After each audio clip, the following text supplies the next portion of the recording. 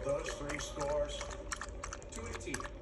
The only issue he could face here, Zimmer, is the grain back there. There's probably a little bit of sand in that grass, but other than that, it's very straightforward. it depends on his choice of shot. If he gets it behind the right foot, he's going to stick the leading edge in the ground like that. It's definitely into the grain, John. We can see the grass come stand up.